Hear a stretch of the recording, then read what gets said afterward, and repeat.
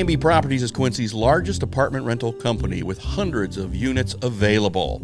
They offer short-term and long-term rentals with 1 up to 4 bedroom apartments. A&B Properties meets the needs of its tenants with care, compassion, and a quality of service that exceeds expectations.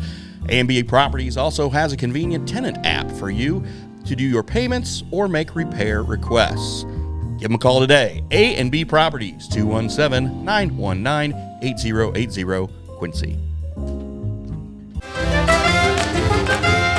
I gotta tell you, so I'll just kind of begin. Are you ready? Yeah. Here we go. Let's do it. Another edition of Frankie Say. My guest today is Matthew Messier. And Got it right. I got it right? Yeah. On the first try? Got it right on the first try. Yeah. Yeah. And you are, so not only with Gold Line Barbershop, but what is your actual title of Gold Line Barbershop? Barber. I'm Barber? the guy. Yeah. Owner, operator? Yeah. Owner, operator, wife's the boss. So, okay. Maybe I work for her. I don't know. Well, I think, I know exactly where you're going. Yeah. And yes, you kind of do work for her. Yeah. And I don't know your wife, but I work for my wife. So, thank you so much for coming here. And we just got here. You just got here to the studio like 45 seconds ago. We sat down and we're beginning. This is it. We don't know each other that well, although you have given me a haircut before. And the fact that, if you can't remember that, my feelings are not hurt. But my boy Valentino, real small boy, you've done him twice. Oh, okay, cool. Yeah. Real small child. Now, this is a long time ago, so I don't know how many clients you have, but your clients love going in there and getting the treatment. So I believe that you are a true barber, super good at it. I'm not just trying to kiss your butt. I think the work that you do is amazing. I appreciate it, bud. Where are you from? So from California, born and raised, Silicon Valley, California native. Came out here, my wife was telling me today, we've been here 4 years, which I can't believe. It's gone by very quick. Did you guys open up immediately when you came to Quincy? We did. Quincy was never on the map for us. We came out here in the middle of COVID, and basically we were in California. We were sitting around. We couldn't work. We'd been out of work for about 2.5 months with no income coming in. We had 2 barbershops. Our barbershops were actually in Gold Country, so at the foothills of the Sierra Nevada. In fact, if anybody has ever watched the Outlaw Motorcycle Gang series, Charming, the imaginary city, that's where we were. So we were in Calaveras County. Calaveras Jumping Frog, Mark Twain wrote that book. So Mark Twain lived in the county we were in. So we had 2 shops out there. COVID hit, and what was interesting from our perspective, you get a real feel for the community and the health of the community. Everybody was sick months prior to them ever announcing COVID. So we had lost a couple elderly customers. We had younger customers with pneumonia symptoms, and people were sick, but they'd all got over it. So by the time they declared the state of emergency and shut everybody down, nobody was sick anymore.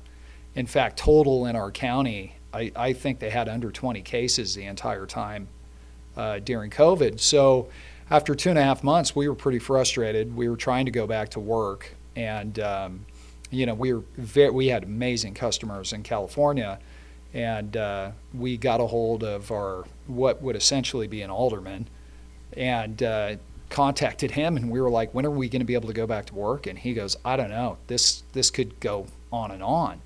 So finally, we went back to try to operate essentially illegally, and within a week, the health department came by, paid us a visit, and shut us down. And at that point, the writing was on the wall. We knew we had to move somewhere where we can work. I never imagined a world where people that were motivated to work and actually have a job and make money would be told it's illegal to do that. Illegal. We were not essential, and it was very frustrating out there for us. So, my wife and I, we were sitting in our house, and she's looking at a website called For the Love of Old Houses, and she found this mansion in Quincy, Illinois. And she showed me a picture of it and showed me the price tag on the home, and I thought it was wrong. I thought it was missing zeros. So the very next day, I was like, I'm calling. We're gonna go check it out. And the real estate lady out here, who's amazing, Saltweedle is her last name. She thought we were joking. She was like, "You're gonna come from California to look at this house," and we were like, "Yeah, we're gonna be there in 4 days." And we drove out here. We went through, essentially 10 states round trip. And we did look at other areas, but we wanted, coming from the California housing market, we wanted the biggest bang for our buck. And the house we got out here, anywhere in the San Francisco Bay Area, would have been about a $16 million home. I mean, just an unbelievable difference in the cost of living. And historic homes in California are valued way different than they are out here. They're more valuable. If you have a historic home in the San Francisco Bay Area, that's going to go more than a new construction.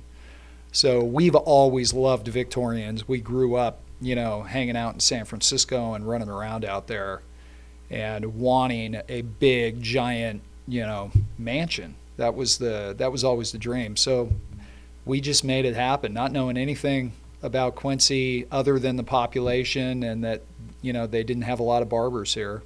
We figured we would make it happen. Right.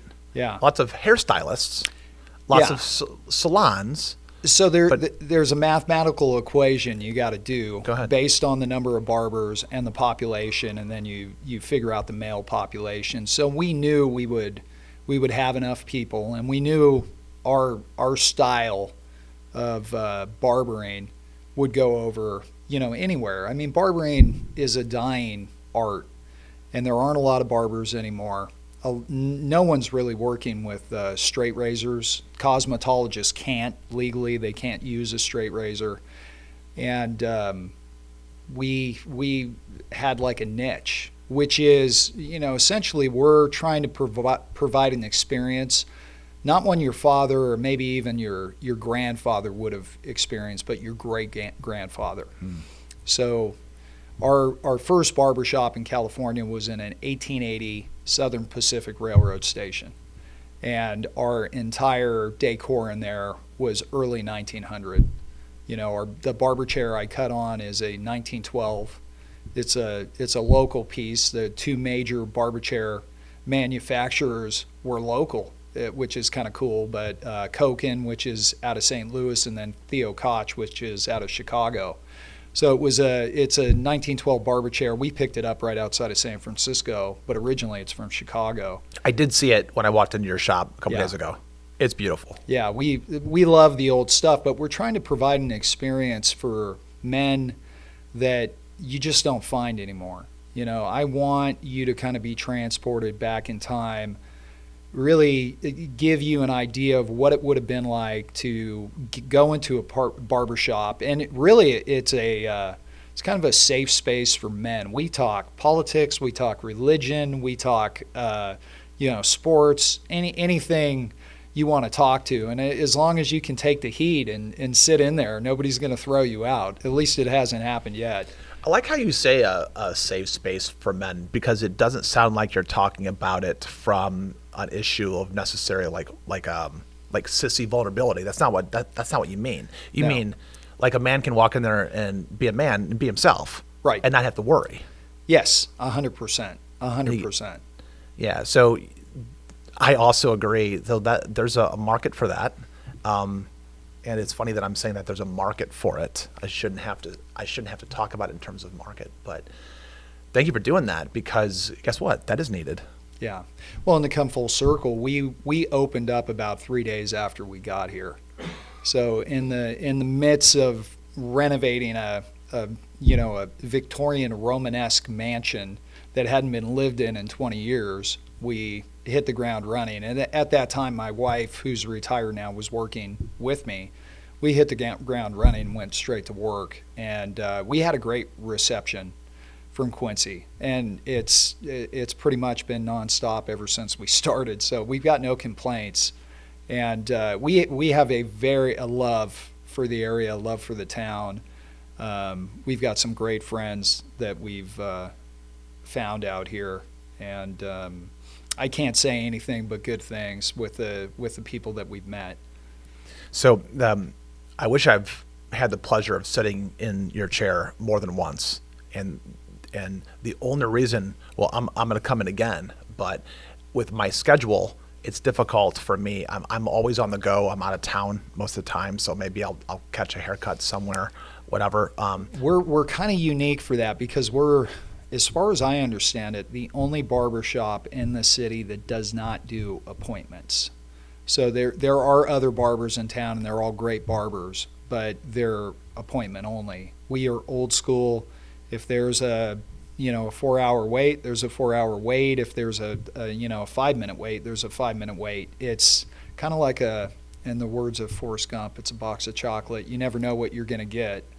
I try to stay busy all day. It doesn't affect me as long as I got somebody in the chair, but your wait can vary. But that's the beauty of a barbershop. You don't get that communal interaction in a salon. And stylists are very specific about how they position you. They actually face you toward the mirror, and you're in an intimate interaction between a cosmetologist, the mirror, and yourself. Mm-hmm. In a barbershop, you're facing the gallery. You're facing the people that are sitting and waiting, and that's on purpose. It's so everybody can interact. The mirror's for me to look at what I'm doing and to evaluate if I need to make an adjustment. But I always find it funny because a lot of guys are used to stylists, so they were like, hey, face me toward the mirror. That's not how it works. We want you to interact with the other people that are in the shop and have a conversation. And I think that's something that's lacking in American life that would have been a part of everyday life at one point in time. I really like the atmosphere. Yeah. So you walk in and the wood floors are creaking a little bit, which I like. Yeah. The time that I did sit in your chair, did an amazing job, but the highlight of it was, so your product is not just the haircut. Can I say haircut? Or, yeah, haircut. So for me, I got a massive history lesson from you. And so you have so many clients, so many customers, so many friends, I'm sure, that go in there. And all the people that I talk to, I'm serious. So otherwise I wouldn't have you on. If you're if you weren't a good barber and you weren't kind of prolific in this area with different social circles of friends that we have, it'd be a different story. But I find it amazing that people will wait 5 minutes to 4 hours. They will walk in there, and I'm sure once in a while you'll have someone walk in and everyone's sitting around, hanging out, talking, having a good time. It's a really neat environment that you provide. How in the world do you know so much about Quincy? I'm a student. I think I've always been a student. I like to learn as much as I can about history, what's going on in the world, everything. Politics, religion, different religions. When we got here, I had to immerse myself in the history of Quincy because I wanted to understand this.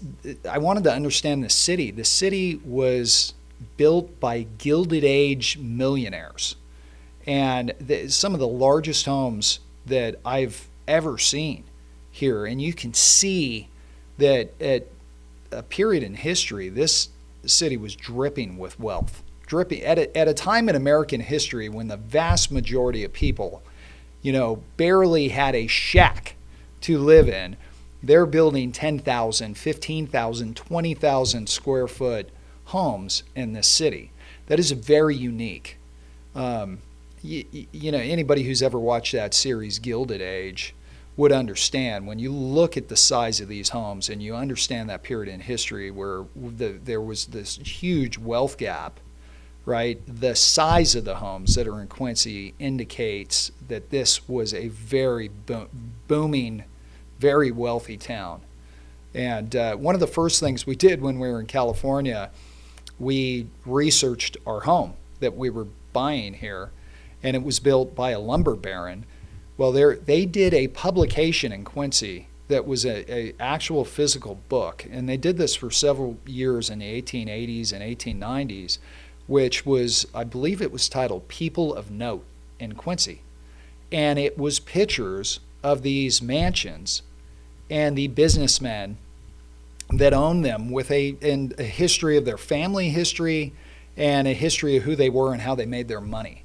That's how rich this town was, that they had to publish a book showing all the wealthy people that lived here in their day and age. It wasn't like they wrote this, 50 years after they lived. This was when these guys were still alive. They were like, hey, did you see my spread in the People of Note book?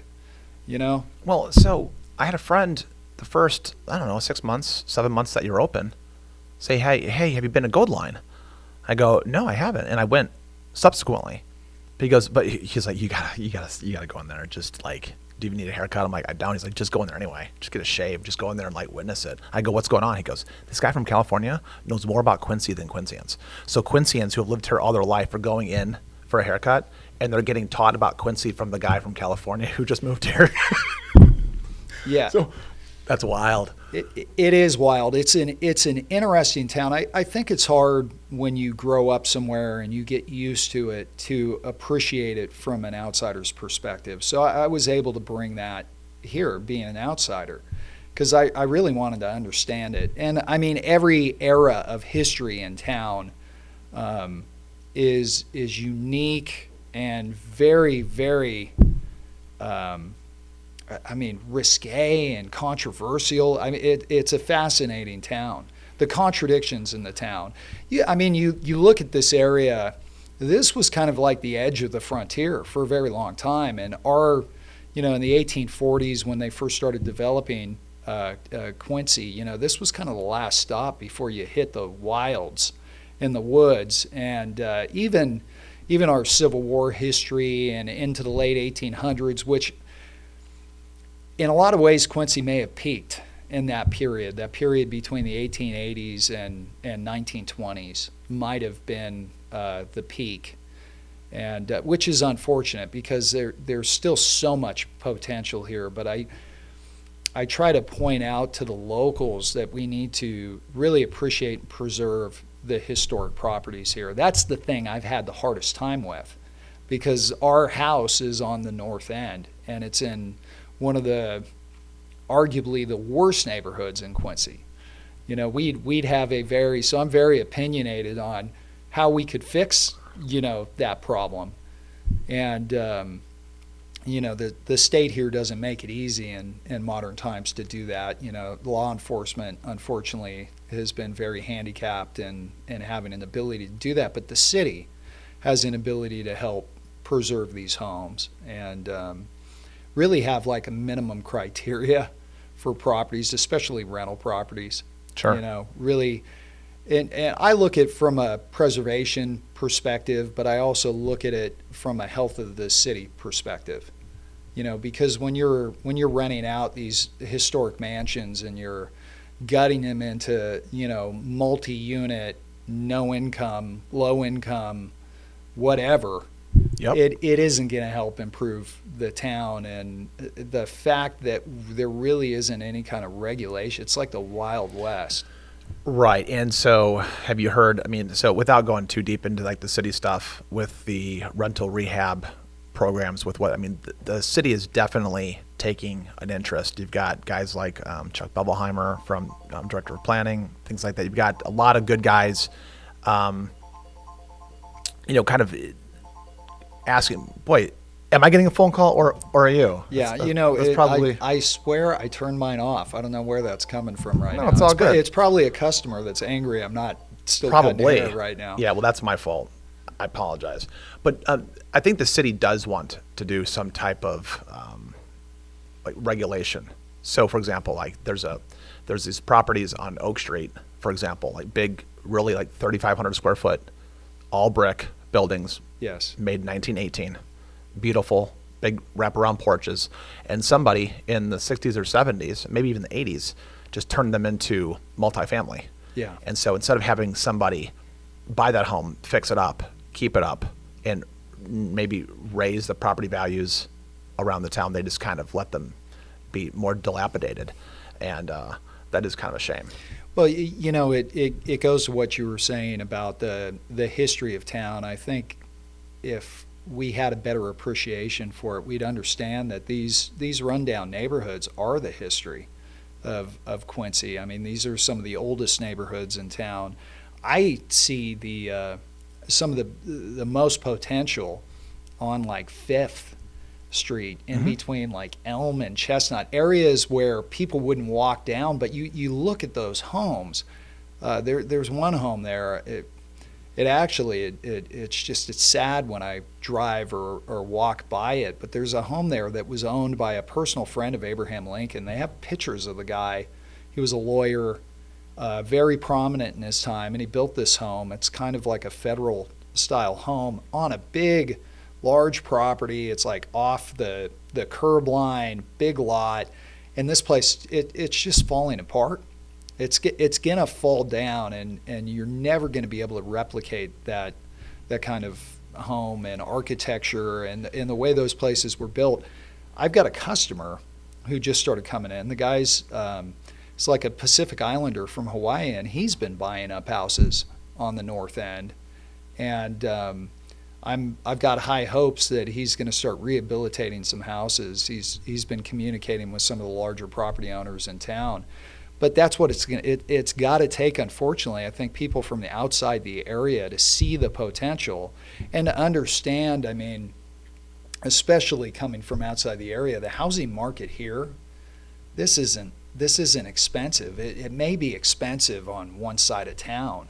But you can buy homes on the north end for cash, $10,000, $15,000, and they're salvageable. They're manageable. You know, you take a home like that, you put a little bit of money into it, you don't have a mortgage.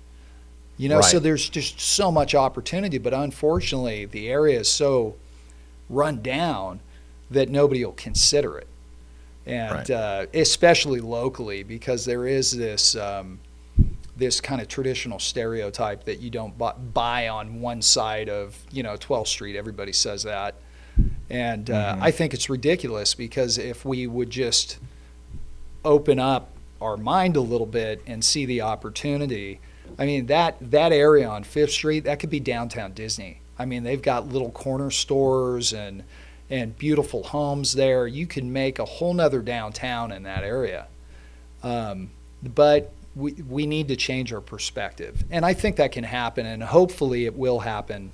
It'll happen over time, because people say there's a need for more housing in town. It's here. You just got to want to make something out of it. We've made a beautiful home for ourselves here, and we did it in a home most people probably would have took a wrecking ball to, and I just kind of shake my head. It's not like we're not rich. We didn't come here with a ton of money. We just bought something that nobody wanted. That's all it comes down to. So you have a lot of different interests. Yes. Yeah. And so I really like the hat, and that's a relatively new Brazilian Jiu-Jitsu gym in town. This school is the best kept secret in town. And I don't really think that people understand the jiu-jitsu scene in this area. So I trained in Brazilian jiu-jitsu for a very limited amount of time in California. However, prior to that, I'd done a lot of martial arts and wrestling, and I was a child of the 80s. So like, karate and taekwondo and aikido, anything from Japan that was related to karate. It was like The Last Dragon, The Karate Kid. If you were a black belt, lightning shot out of your eyes and you had magical powers. And then in 1993, Hoist Gracie changed that for the whole world. And he really made a lot of money-making traditional martial arts obsolete, because he went into essentially like a kumite version from Bloodsport, the first UFCs, and which had no real time limit. I think they were 45 minutes. They had 2 rules: no eye gouging and no groin shots. And there were no weight classes. And this kind of not extremely muscular or large Brazilian jiu-jitsu guy came out of nowhere, and he destroyed everybody. And he was fighting guys that were world champions in their arts and submitting them in a matter of seconds, some of them, and minutes other. But I mean, none of the fights were long. And I was just sitting there as a kid watching this going, what is happening here? Who is this guy? So when the Gracie Jiu-Jitsu schools first started coming to California, which was one of the first areas they came to, I wanted to be part of that. But at that period in my life, I just didn't have time to commit to it. So I knew there was a jiu-jitsu scene here. There were 2 schools already. Mm-hmm. I wanted it to be a Gracie school when I started again. And finally, I had customers trickling in. Hey, there's a Gracie school in town. You got to check out this Gracie school. Well, our professor at Gracie Barra, just kind of another COVID story, kind of just random and really interestingly typical of Quincy and its like international identity. I run into more people from all over the world in this town than I ever did in California. So this guy is like an international champion. He's ranked in the top 10 in the world. And he's the jiu-jitsu professor at the Gracie Barra in Quincy, Vitor. He world champion, still competes. Where's the school? It's off of Broadway. I think it's like 25th or 24th and Broadway, across the street from the car wash there. The level of instruction that you're getting, the experience that you're getting, nobody can compete to it. I mean, we've got there people that aren't into jiu-jitsu don't understand. There's almost a tourism associated with great jiu-jitsu professors. And we've got people that travel to train with this guy here in Quincy. Okay. That's how big of a deal it is. And he's changed my life. You know, I started training there well over a year ago now. I went from 220 to last time I weighed myself, I was 168. I'm within 3 pounds of what I wrestled in high school. I'm in the best shape of my life. I'm not a young man. I'm 40. I'm going on 48 this summer. You know, so I'm not a young man. But the jiu-jitsu school that they created with Gracie Barra, it's jiu-jitsu for everybody. They got a great kids program. We got a core group of old guys. The oldest guy that trains there is 65, and this guy goes more than I do. He's going twice a day sometimes, and I saw that, and I said, I need to be part of this. And I got hooked up over there, and I love it. I go 4 times a week now. 4? Yeah. And I train like I'm competing, but I'm not competing. I can't say more than enough about this school. And Vitor, he's from Brazil. The guy's former Brazilian military. He was a bodyguard for their last president, Bolsonaro? Yeah. He has been all over the world. He's fought all over the world. He competes to this day all over the United States. That level of experience in a town like this is insane to me, that he's here. He should be in a big city. So this school, yes, I'm using my words correctly now. So I'm calling, some places I still want to call it a dojo. I mean, what is the difference between a dojo? What is dojo? I mean, I've seen Karate Kid. I know what dojo is, but to understand Brazilian jiu-jitsu, you kind of got to understand the Japanese tradition. Martial arts are military arts. It's a military art, so it's a fighting skill. Evolved from the samurai class in Japan, jiu-jitsu did. Karate actually evolved from the peasant class, if I'm remembering my history correctly. But what the Brazilians did with jiu-jitsu, and they got it from a guy from Japan, in the early 1900s, Count Como was the guy's name, or that's what they called him at least. He hooked up with the Gracie family, and he started training the kids, and the kids were the first guys to really put that Brazilian twist on jiu-jitsu. And what they kind of did is they took the fluff out of it, or the kind of cultural religious ideology that you would see in Japan with this kind of very strict traditional way of training, and they put what I consider a very realistic spin on it. So the way we train is you get in the class, you do a warm-up, and the warm-up when you first start feels like it's an hour long, and it's really only 5 minutes. But you do a warm-up, and then you demonstrate, a move is demonstrated for you. Then you will train in that move for a period of time, and then you spar in it.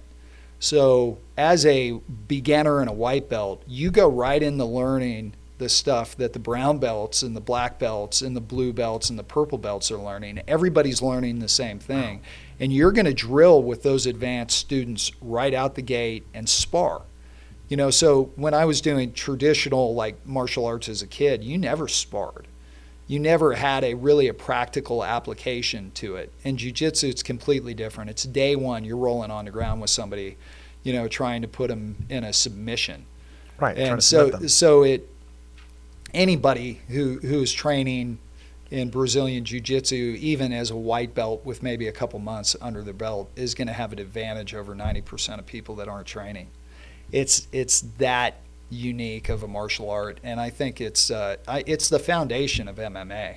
If you go to the ground, you have to know Brazilian jiu-jitsu. And if you want to train with one of the best in the world, he's here in Quincy. Unbelievable. So you may be the straw that's breaking the camel's back for me in a positive way about whether or not I should go to your school. So I've been looking for a sign to do it. So it's 3 blocks from my house. Hey. There's one sign.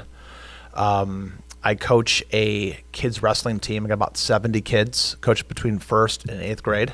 All of my kids wrestle.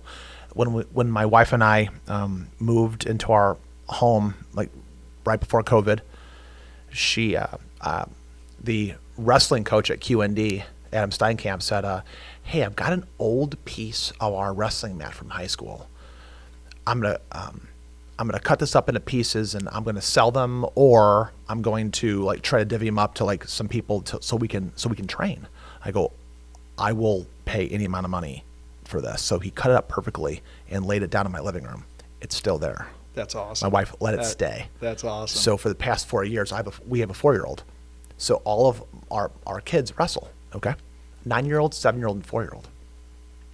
My 9 and 7-year-old, they do have about 6 months of jiu-jitsu experience from another gym or school in town, okay? Midwest, actually. And when they were over by the mall, they've since moved, and that's a really nice group of people. Yeah, as well. All the schools in town are good, but of course, I'm Sure. partial to Gracie Barra. Sure. Well, I mean, so what is your advice for somebody like me? So I do have wrestling experience. And so I'm 47. I'll be 48 in January. Hey, right so on, we're like practically paisan. Yes. And I don't want to like publicly admit. Yeah, I'll just go ahead and do it. I'll show like a concern if anybody else is listening about how kind of concerned about going out and like competing. Competing in terms of what would happen if I just go once a month or once a week, or what happens if I just treat it like a real art that I'm trying to get good at, and I go twice a week, every week for a year. My first year, that's all I did. I was just going twice a week. And I mean, in the words of Vitor, any jiu-jitsu better than no jiu-jitsu, so what do you think it does for a person? It's such a confidence builder. It's gonna, I mean, if you train with these guys, you're gonna be harder than a coffin nail. That's the reality. It's gonna make you mentally tough. It's gonna make you physically tough. And my goal is I like to train smart. At my age, I don't want to get injured. I'm not out there trying to kill myself. And it's interesting because you'll see guys get into it that are just physically monsters, and they don't make it because they don't learn how to train smart. And you got to train smart. And the thing I like about the community here, I call it bro-jitsu. Everybody's super cool with each other. I'm good friends with Aaron Farha. He's a customer, a black belt in Brazilian Jiu-Jitsu. He's with another school. Everybody with our school knows somebody at the other schools. There's a great Jiu-Jitsu community, and I mean between us and across the river, I mean there's like 5 schools out here now. So this is becoming this like Brazilian Jiu-Jitsu epicenter. This is wild. So I think Mark Kirchhoff opened up a jiu-jitsu school in Palmyra. Yes. Yeah. Right? I've cut his hair. He's a great guy. He's a good guy. That's a Hoist Gracie school, I think. Yeah. Yeah. And I think, I don't want to, so he got, and I don't want to mess this up, he got one of the Gracies, maybe the Gracie yes. to come. Royce, yeah. Like, from the original recently. UFC, last year. Yeah. I mean that's he was in Palmyra. Yes, that's what I'm talking about. What the heck? What is going on out here? What is happening? Yeah. So Quincy's turning in, like you just said, an epicenter. Yeah. Of Brazilian jiu-jitsu. There's Yes. something happening. There we need to start hosting. Gracie Barra is very competitive, and I look at it like we got to start hosting this stuff. We've got to bring the competitions here. There's a huge market for it. It's a big moneymaker for communities, and with the number of schools that are out here, we got to stop going to Chicago and St. Louis and these other areas to compete. It needs to be here. This is when I talk about Quincy and the potential. When I said earlier that the city peaked, it doesn't have to be the end. I mean, we can put this town back on the map, and I think we need to start thinking that way, because the potential out here is great, and it's so international. It's crazy. With our college here, we've got customers that are from Scotland, that are from Holland, that are from South America. I mean, these people from all over the world are coming to this community for sports and for that kind of activity. You mentioned wrestling. I do have to say wrestling transitions very well to jiu-jitsu, and I mean that was obvious. Anybody that's an MMA fan. I mean, Matt Hughes and Don Fry, some of these former Olympic wrestlers, these guys that ended up as UFC champions. You watch their evolution. They had to learn jiu-jitsu. The wrestling just was like getting it halfway there, and they had to learn how to submit people. DC, John Jones. You've got, who's the awesome wrestler that got absolutely just destroyed by Jorge Masvidal? Ben Askren. Is that who it was, I think? That sounds right. Ben Askren is another wrestling guy. It's almost like in MMA, which, by the way, is, I don't know if you follow what like Dana White's kind of current journey, which is super interesting. Anytime that he's talking on a podcast, I will stop what I'm doing to listen to it, because he's a man's man. Yeah. Dana White is just, they're just, I make the joke that like when the Bud Light controversy stuff comes out, and all of a sudden there's this whole movement that nobody in Quincy's going to drink Bud Light anymore. Right. And you see Kid Rock shooting the cases of Bud Light with the machine guns.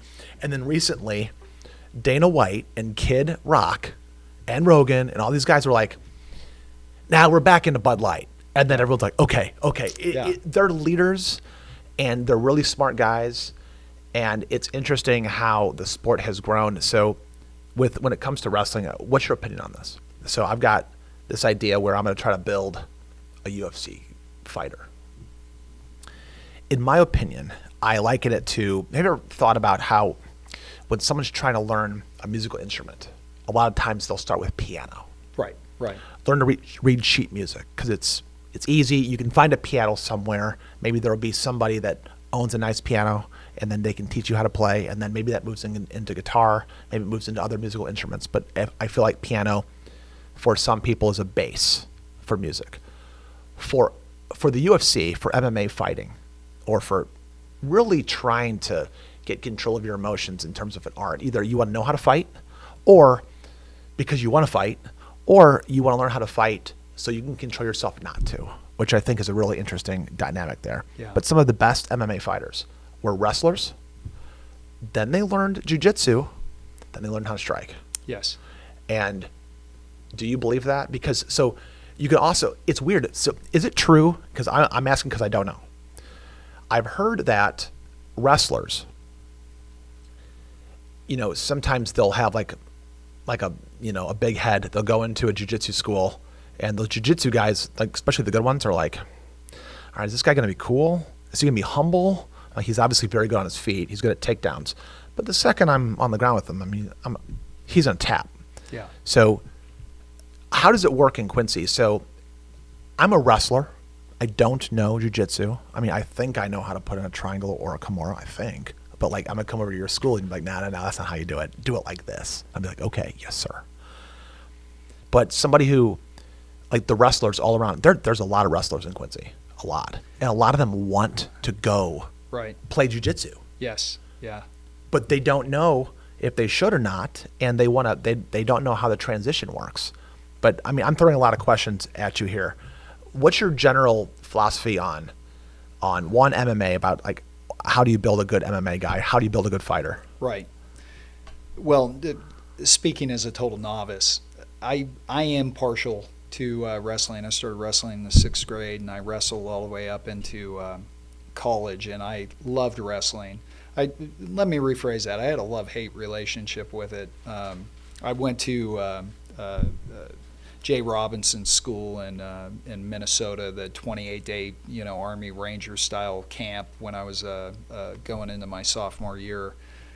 So I strong background in wrestling. I think wrestling is one of the best sports you can get your kids into because it teaches you how to win and how to lose and how to do it humbly, and there's no team to hide behind. It is just you and the other person. And I think especially for young men in a day and age where young men are kind of being told, you're playing too rough or you're being demasculized, by society, wrestling is a perfect outlet for that. Now, how it applies to jiu-jitsu, I would say you can do both right from the beginning. The kids program that Gracie Barra has blows me away. I cannot believe how many little kids are training in Brazilian Jiu-Jitsu. And these kids are going to be scary good as they get older, but a bunch of them are wrestlers as well. So there's some wrestlers there's a ton of wrestlers over there. Okay. We've got guys from the college, wrestlers from the college that are rolling with us. And it From QU? Yeah. Oh, yeah. Okay. So it is, as far as the transition, it applies wrestling and Brazilian Jiu-Jitsu. There's so much that goes together. And I mean, if you look at wrestling from a historical context, it is a martial art. It was a military art. Going back to its inception, you go back to the Greeks and the first Olympics, and you look at what wrestling was about. I mean, it was about combat. What the Japanese did with jiu-jitsu, it essentially, if I'm understanding it correctly, kind of evolved from how the samurai would continue to be, lethal on the battlefield if they lost their weapons, So these are arts that when they're sneaking in behind somebody, yeah, and they're not using their sword. You don't have a knife, you don't have a sword. I mean, what you're going to learn in Brazilian Jiu-Jitsu, you could say it's a competition sport, just like wrestling is, but it's also something you're going to be able to use your whole life, and it can apply to the street. It can apply to the jungle. We're not living in the utopian country we used to live in, where most people are going to walk around and feel safe in modern American cities. If you're not prepared, there's two kinds of people. There's the trained and the untrained, and I prefer to not be on the victim side of things. So I think there's an application. MMA is also, a sport. But one of the things that I would say that wrestling doesn't have that jiu-jitsu has, and maybe the striking arts don't have it either, is Brazilian jiu-jitsu has an ability to be lethal and non-lethal if you know how to apply it. So if you end up in a scuffle with somebody, you know how to subdue them until law enforcement gets on scene, and you also know how to end them. So you're learning. There's no the magic of the 80s, with The Last Dragon and the lightning coming out of people's eyes. All that's gone now. There's only what's real, and Brazilian Jiu-Jitsu is an art that is real, and there's no secret knowledge that you got to wait until you're a black belt to learn. You're learning it right out the gate, and that's what I love about this school. Is you're learning that stuff right out the gate. You're going to learn what a rear naked choke is. You're going to learn what an arm bar or a triangle or a guillotine, which the guillotine is what's going to get the wrestlers every time. So, the guillotine? The guillotine. Oh, yeah. Oh, for sure. Because when you're shooting, you're putting your head right there. Because they're wired. Right. Yeah. And as a wrestler, I had a heck of a time. I had the guy there, Josh, put me in a damn guillotine every time I shot on him. But you can't have MMA without jiu-jitsu, right? You can have MMA without wrestling. Right. And you could have MMA without boxing, but you got to have jiu-jitsu. Jiu-jitsu is the core foundation. It's almost, in my opinion. It's of almost MMA. like if you, and this would be a terrible world if somebody came down from somewhere and said, we're only going to go down to one art, one military martial art. We're only going to go down to one. It would probably be jiu-jitsu, to be honest. I mean, and I don't want to take anything away from wrestling or judo, right, or aikido. If aikido's real, I'm not even sure if there's aikido's a real. reason the Marine Corps, corresponded with the Gracies to develop their fighting martial arts. There's a reason that the Saudis and the Jordanians are training their military in Brazilian jiu-jitsu. There's a ton of schools out there now, from what I understand, Dubai as well. It is the ultimate fighting art, and I think it proved that in 1993. I think Royce Gracie proved that. Arguably, there's a lot of people that say he wasn't even the best that family put out there, but I'll tell you what, man, he made every martial art look silly, and I think that's why a Gracie school is one of the ultimate schools, because you're getting that legacy directly from the family.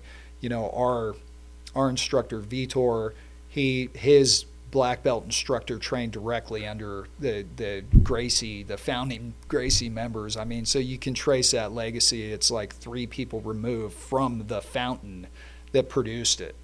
That lineage is there. We talked about your shop. We talked about moving to Quincy, and a little bit about the interesting luxuries that Quincy, the gems that Quincy has about housing and the beautiful buildings and the old way. The next time you come on, and we talked about jiu-jitsu and Gracie Barra, so I'm gonna have to go and check that out. But the next time you come on, I was gonna ask you maybe a little bit more about Quincy, if you'd ever come on again, and just like come hang out and talk about, because there's so many things that we don't have time to get into right now, but there's so many cool things, like when you talked about Quincy contradictions or interesting nuggets of Quincy, and little things that little did you know this about Quincy, and do you think we can get into that sometime? Yeah, absolutely. I did a huge deep dive into the history of organized crime here. That I mean, there's almost, it could be a tourism venue. It's pretty fascinating. There's a lot. I got opinions on everything. I mean, they're not always right. But yeah, I'm happy to talk about them if you want to have me on. I really appreciate problem. I really appreciate you coming on. Next time we'll talk more about like the hidden things about Quincy that Quincyans don't even know, unless they either crack a bunch of books or dive into the interwebs or talk to people who know. Yes. Hey, Absolutely. thank you so much, Matthew. Appreciate it. Appreciate it. Thank you.